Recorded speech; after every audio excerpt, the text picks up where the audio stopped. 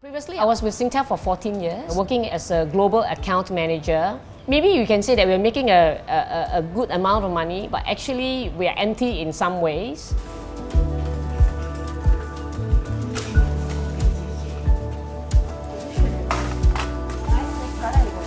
Oh, hi, my name is Siew Yian. I'm 46 years old and I'm currently a full-time humanitarian and a medical missionary.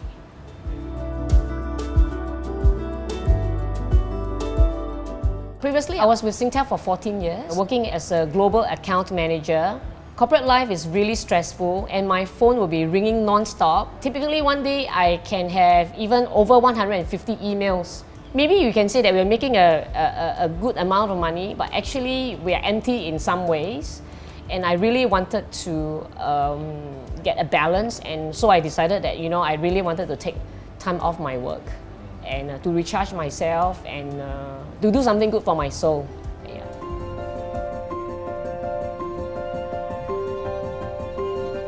You literally have to do this because the branches are so low.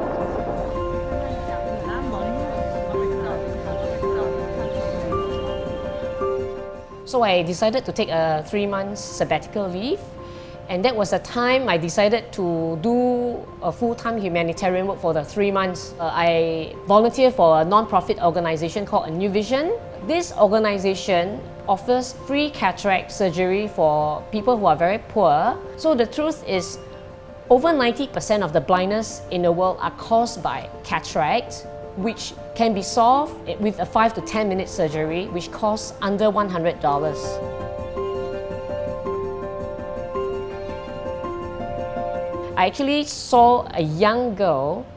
She took her grandmother to the cataract surgery and she had to care for the grandmother. She had to feed the grandmother, she had to bathe the grandmother and bring the grandmother to the toilet.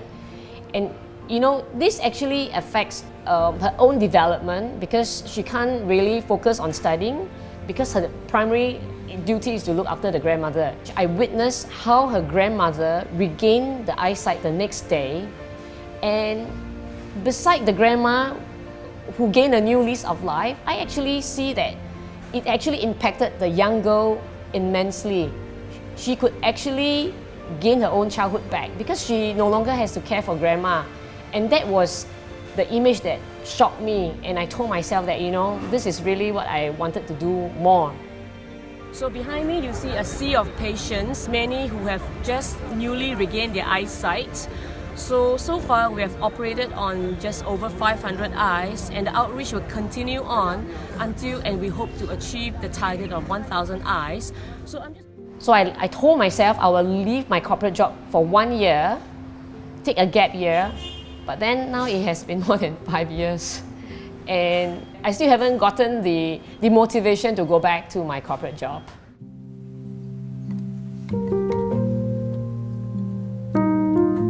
So it's not always all things beautiful. There are always also very hard lessons that I've learned. So when I went to Cambodia, there were a lot of street children. So there was one time this particular young girl, she actually came up to me and said, Auntie, I want to go to school. Can you sponsor my lesson? And she promised me that she will actually go to the school. So I actually helped pay for her lessons, and then she said, I need money for books and I need money for my school uniform. So I actually, with the help of a local friend, we actually did all that. And a few months later, I actually followed up with her progress, and I was told by the school that she only attended the lesson twice and she did not go back again. Yeah.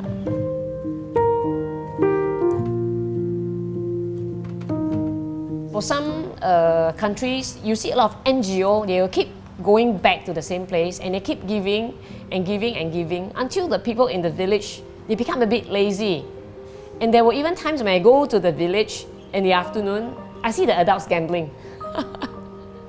And then so the adults, they have one corner, and then the kids have another corner doing the same thing. So that can be quite damaging when our giving actually causes harm than good. Yeah, so giving requires wisdom, requires assessment, requires us to say no sometimes. Yeah.